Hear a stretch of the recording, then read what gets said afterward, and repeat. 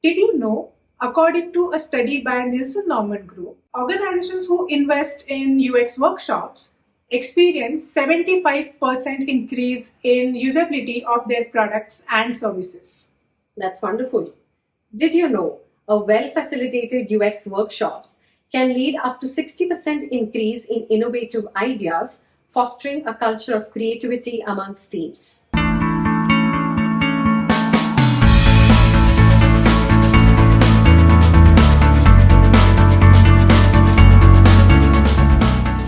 Hello everyone, welcome to Design Tales. Today's video is going to be a bit different because we have Kranti in the house and I'm very excited to shoot this video with her. So we are going to talk about a very interesting topic, but before I introduce a topic to all of you, I would like to introduce Kranti to you all. Me and Kranti worked together in the previous organization where we met, and we truly admired each other for the kind of strong personalities we are, and we really learned a lot from each other. In my personal observation, I really appreciate Kranti for her dynamic nature, her empathetic approach, and her impressive professional achievements. She is recognized for her expertise in research, design thinking, and leadership within teams. So, are you excited, Kranti, today to be here? I am, first of all, want to thank you, Siley, and I'm very excited to do this with you. So, let's begin with the wonderful knowledge that we have come up for the audience. Sure, and I'm really honored that you could come here today and we are doing this together. So now let's talk about today's topic. Today we are going to talk about how to facilitate design thinking workshop for multinational and multidimensional group or participants. Why this particular topic? Because in recent past I have been leading and conducting various workshops for different types of projects. And at the same time, Kranti is traveling to multiple countries and conducting design thinking workshops for different types of audience. And that's when we thought that let's share our experiences of how to facilitate these workshops. And our focus would be mostly on facilitation skills and not about various types of workshops. And we are also going to talk about how is it different to conduct these workshops with multinational global teams, and that's when I think Kranti would add a lot of insights and hacks in terms of how to conduct these workshops. So let's begin. So, what are we going to cover today? To start with a basic question, what are workshops? This is for our diverse audience who is watching this video. We'll also look at different types of workshops which are conducted by design teams in order to solve problems or challenges which are in hand. We look at certain activities which are used pre, during, and post workshop, and also some of the hacks and insights required to develop to be a great facilitator. Just to set the context right and address all types of audience we have in our design community, let's first understand what are workshops and why do we conduct one. So workshops are interactive participatory sessions to engage the participants in different activities like problem solving or discussions on understanding views on a specific subject or brainstorming for innovative ideas, etc. So the different types of people come together in this kind of a setting. They learn about each other's views.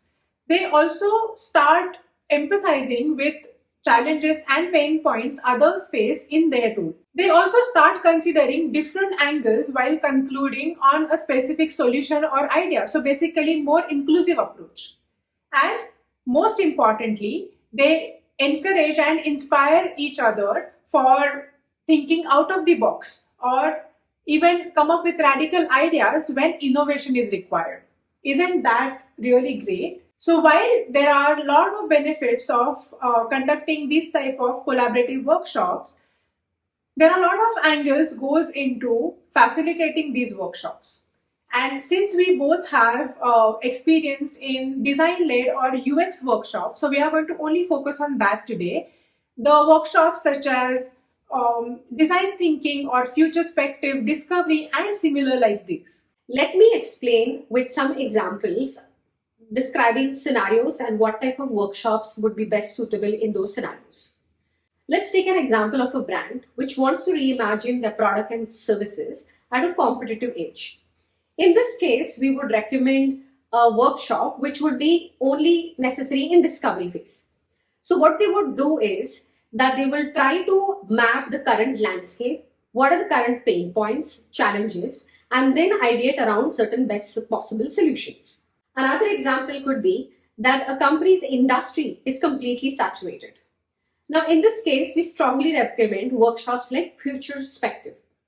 In this kind of workshops, we try to imagine what are the future customer behaviors and accordingly try to ideate upon solutions or ideas which are future based. Let's take a third example of a fitness kind of an app. We all are using it, right? So they could be struggling with their customers not being motivated or not so much engaged in the app. So the app usage has gone down. Now, in such kind of cases, we recommend design thinking workshops wherein they will understand the emotional and functional requirement of the customer and accordingly come up with ideas will not just addressing the functional requirement of the customer but also helping them engage with the app at an emotional level. So these are certain kind of benefits of different types of workshops which can be used for different types of scenarios. And with that, we have set good context in terms of what are workshops, why do we conduct one, different workshop types. This is the right time to get into the next and the important topic, that is facilitation skills. So let's go ahead with that. So with my experience, I have come to realize that effective facilitation is not just limited to conducting workshop, but it goes beyond that, and it combines not just conducting a workshop but meticulous preparation it needs so that we ensure the experience of a workshop is seamless and purposeful, and we are also valuing the time everybody is investing into this workshop.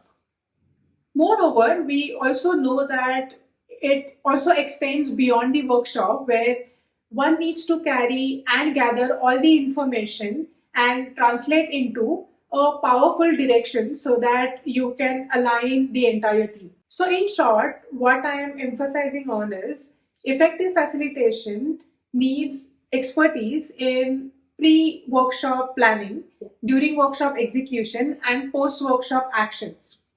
So let's begin with how do you really go about planning phase? Yeah. So the process can be fun. You can plan a lot of things, anticipate a lot of things, but on the execution day, things can turn upside down, right? So in this case, you would definitely plan out certain activities so that you keep the ball rolling during the workshop, but at the same time, also look into what kind of persona that would be participating in the workshop. Now, this is where you might want to consider, the diversity of people, also consider their roles and responsibilities in the organization. That will make sure that what type of perspective, point of view, or what kind of thought process they are bringing in during the workshop discussion. For example, in a product innovation workshop, you would definitely want to have the product owner, the designers, the tech expert, and so on.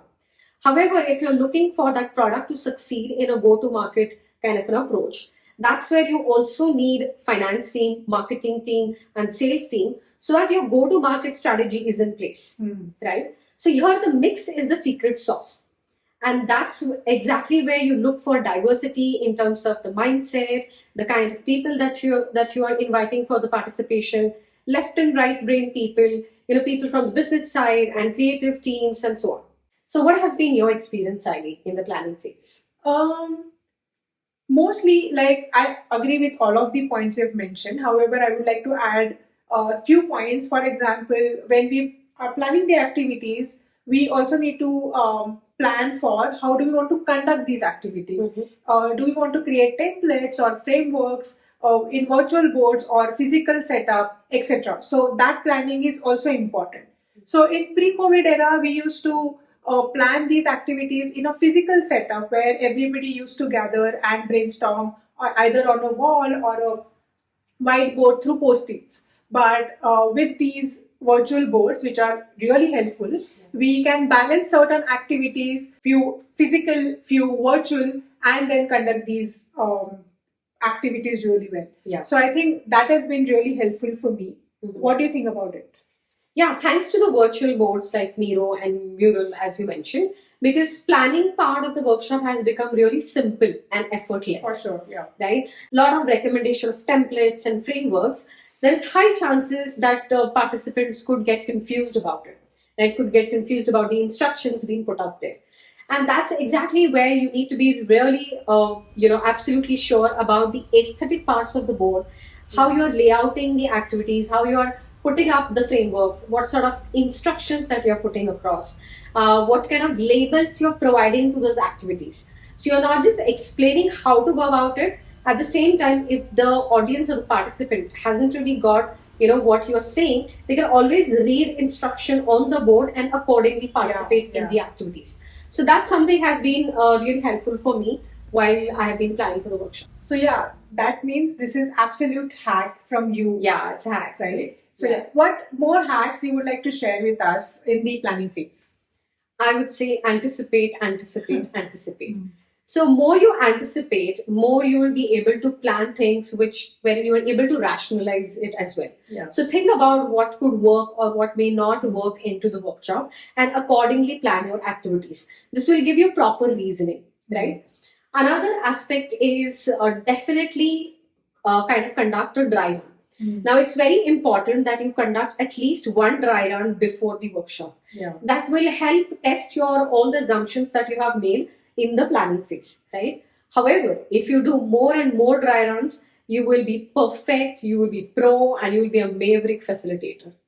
Absolutely agree with this, because this dry run has helped me a lot, because it aligns the entire team as well, which is supporting you in the entire facilitation or entire workshop or planning and execution both. That's so like +1 to that. So other than this, as we mentioned that you have been traveling to different countries, that means you have been meeting a lot of people from different backgrounds culturally and otherwise, right? So are there any ways to plan for these type of scenarios? Yeah, definitely. When the participation is a global audience, people coming from different regions, geography, or different kind of language background also, a facilitator definitely needs to be very careful in planning certain activities, especially the icebreakers. So plan the icebreakers in a manner that people become comfortable to start contributing, start participating. They also understand whom they are going to work with. Right? Because they might not have really worked along with those people since they were into different geography. Correct. So they will know each other's roles, responsibilities, designations, and so on. Right? Another aspect is how do you also plan certain activities which are not having that political flavor into it. I mean, we know what is happening in the world, right? We cannot afford to offend anyone during the workshop. So it could be, the way you're using, say, suppose flag icons or the country name or any kind of cultural cue and so on. So just be careful and avoid any political, infusion into the planning, into the activities that you have planned for. Yeah, absolutely. Yeah. So we also understand, because they come from different countries, that means that English might not be their first language. Correct. Right? Yeah. So is there any way a facilitator needs to be aware about or keep in mind certain things, or do you want to share anything around that area? Yeah, I think this is a very important question. So definitely for most of them, English is not going to be their first language. In this case, the facilitator primarily has to practice the pace of the communication. Right, so that if you're talking slow, people understand what you're speaking. They're able to articulate the words or the instructions that you're putting across. Right. Another aspect could be the way your pronunciation is going about the instruction. Most of the time, people who are not so clear with the English instruction, they're probably doing lip reading for you. Right. Another aspect is also that the way you are, putting across the instruction and maintaining the body language, because people are listening to you, but at the same time they are looking at your gestures, the way you're talking, the way you're, putting across the instruction to them. So these kind of couple of things becomes really important, and yes, this requires a lot of practice, and when you practice it during your dry runs and so on, you will perfect it. Right? You will get into a pace that is comfortable for people to understand. Okay. So Kranti, now we have covered a lot of things under planning phase. Now let's go Yeah. ahead and talk about during the workshop. Like, how do you execute really Yeah. entire planning you have done so far? Yeah. The D-Day of the workshop, right? Yeah, When the yeah. actual execution of the workshop takes place. Design thinking forms the base for most of the activities that you have planned, right? I would recommend to also approach by the double diamond methodology. What it means is that you start with divergence, wherein you ask the participants to contribute the pain points, the problem areas as much as possible. Then you again converge, wherein you're filtering out the most important problem areas that you want to focus during the workshop. And then again diverge, wherein you are welcoming ideas, you welcoming ideation, so that people come up with ideas which are out of the box thinking, wild ideas and so on. And then you again converge in terms of shortlisting the best possible solution, which would address the objective or the challenge that you have finalized. So that's the double diamond approach. Another important aspect in workshop is the time management, right? So you have to definitely make sure that all your activities are ending on time. But I feel more than the timeliness of the activities, you need to be firm and assertively give the instruction that time's up, and you need to end the activity on time. So that's also another skill to develop. So how do you start with workshop side? What is your approach? So definitely, I think like everybody, I also start with icebreaker activity or warm up activity, because we all understand that people come from very different background and mindset. Yeah. They may have certain challenges at home or at work, and then they come here. So we want to align all the energies into the workshop. We want everybody to focus on the activities which are upcoming, right? Yeah. So it is best to have warm-up sessions or icebreaker activities, so that people have fun at the same time they are aligned. So that is a general activity I start with. Then I follow 4 mantras in terms of starting the workshop. First is clarity on what is the objective of the workshop. Then the next thing is reasoning of why we are here and why we need to conduct this workshop. Third important aspect is context of, what activities we have planned in order to achieve those objectives. And I actually show the entire timetable and tell them that these are the activities and how we have planned these activities, so that they understand the seriousness and the passion with which we have planned the entire workshop, right? Absolutely. And the fourth important point is vision. If at all we successfully finish this entire workshop, what are the outcomes we are expecting? Basically, all of these 4 mantras really help set the direction for the entire workshop. At the same time, everybody's aligned and everybody's together in terms of achieving the objective. And that is most important when you're conducting collaborative workshops, right? Absolutely. So, how do you keep things moving during the workshop? Right, yeah. So in order to keep the activities rolling, it's very important as a facilitator that you ask open-ended questions. I mean, as against closed-ended questions where the answer would be yes or no, right? Visit the groups and teams which are engaged in the activities. Also observe people's body language, how they are participating. Are they involved enough? Are they engaging into the activities or not, right? Keep an eye around, how the progression of the workshop is happening, right? Also, at the same time, keep the environment a little lighthearted with some small banter or humor. It just help out in de-stressing a little charged up kind of discussion, or probably the activity where people are feeling very passionate about it. So that's something that I definitely do. However, there are high chances that whatever you have planned might go completely wrong. Things could turn upside down, things could be messy. Now, in this kind of situation, it's very important that you are empathizing with what is happening, right? You're not into playing that blame game, right? You're rhetorically trying to make up things which is a win-and-win for everyone, right? There could be a situation that you might have to scrap the activities that you have planned, and then there itself try to come up with certain alternatives which is best possible for that situation. Yeah, so I completely agree with it. and I have also faced certain challenges. For example, imagine you are completely into activities and somebody comes up and say that some executive leadership is coming up, so you need to present them in terms of where we are and what types of things we have achieved or what outcomes we have achieved till now, right? So then entire activities you need to keep aside and you need to focus your energies onto summarizing everything, create a presentation. Again, it's a good opportunity to directly discuss with executive leadership team, so you can't even say no and you don't want to miss that opportunity. So it's really important to keep things aside, focus there.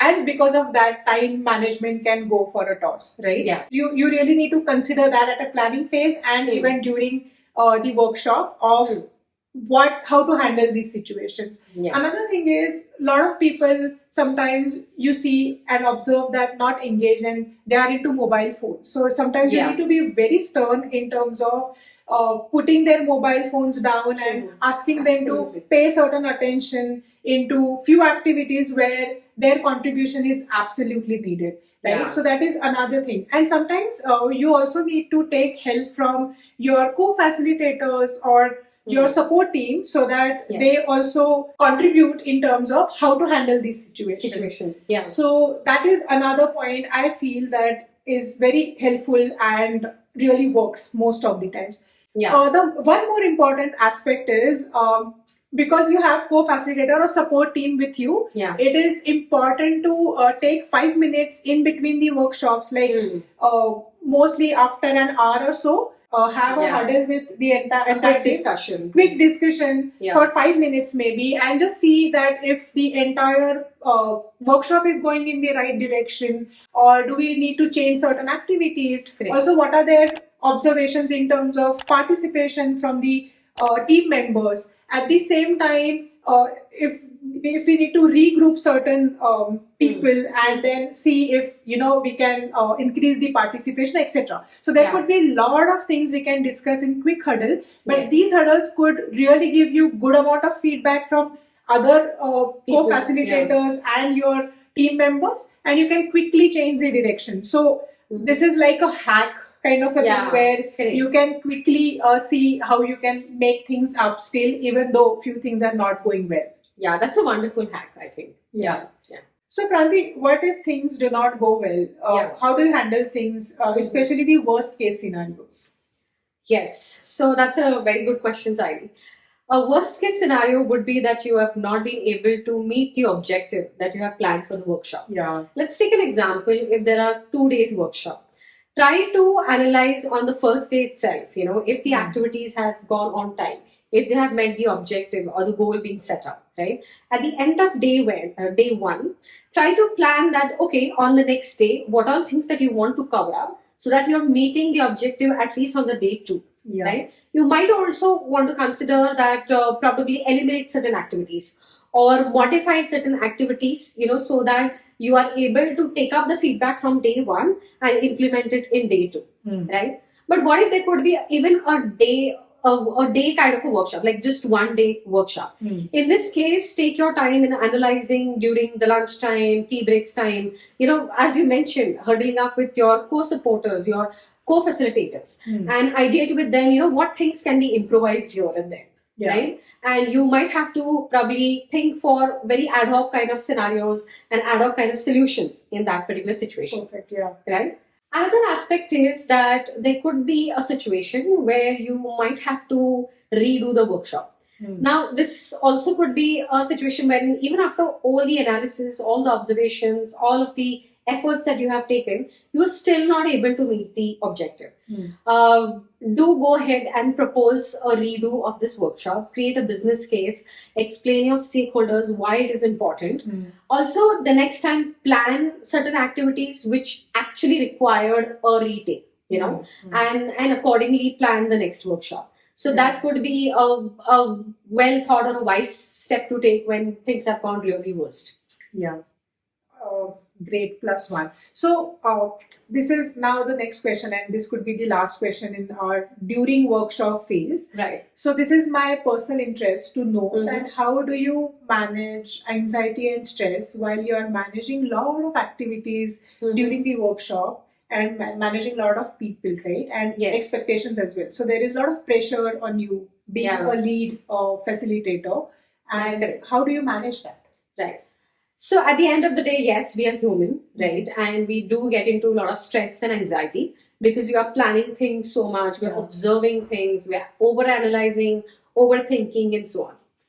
At a personal level, what has worked for me is, practicing some exercises like pranayama or even doing yoga. Now, yoga really helps, in aligning your body posture, what you're thinking, and your hand and body and thinking kind of alignment and so on.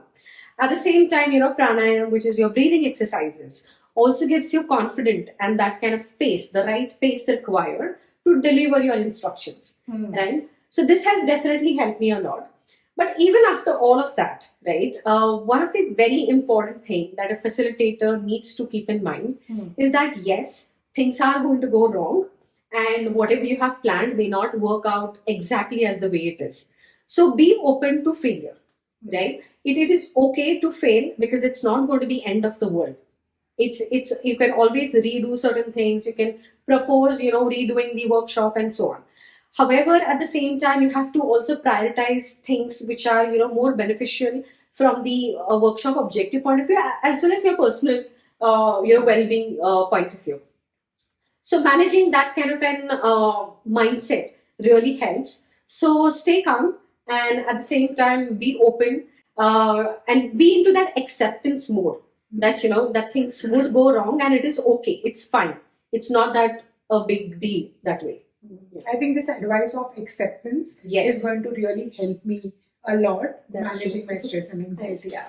So now, Kranti, we have almost finished doing workshop. What all things we can do? Certain hacks we talked about. Yes. I think this is going to be very helpful. Now let's go to the last part. That is post-workshop actions, right? What activities do you do really? So, do you want to add to that? Yes, right. Once your workshop is over and you have met the objective of what you had planned for, immediately go on to the documentation of the workshop so that the insights and whatever you have observed is fresh in your memory. Right now, virtual boards are really good because they save things on the cloud. So there's no effort or struggle required in saving in the content. Correct. Right. Another aspect is that based on your objective, try to summarize your documentation. Also, try to add those insights, the new findings, the important discussions, and even the business decisions that was made during the workshop. Yeah. And not to forget what was the outcome of the workshop. It could be either in the form of a product charter or a service blueprint and so on. Right. Another important aspect is trying not to misinterpret certain discussion which had taken place in the workshop versus what you're documenting. So that could create a conflict, especially in while you're taking certain business decision. So stay kind of true to whatever was discussed and try to use same kind of wordings in your documentation. At the end, don't forget to express gratitude and write the thank you note to all of your supporting team, your participants, and the people who have supported through and through in this workshop preparation. Yeah. So that's how a documentation needs to be concluded. Okay, all right. I think Kranti, this was great. I think you have added a lot of insights and valuable information. The entire design community is going to be benefited from the information we've gathered. I have learned a lot of things today. Same here. So thank you. Thank you for being part of this particular topic, this video. So we'll see you some other day with another topic, and really looking forward to that. Thank you, Saili, for inviting me. It was great experience to do this video for Design Tales.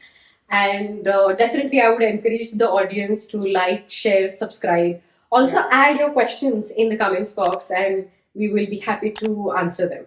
Yeah, she has already done it. So please do like, share and subscribe to Design Tales. Add the comments in the section below. Add any questions and we'll be happy to answer. I'll see you in the next video. Till then, see you. Bye-bye. Thank you.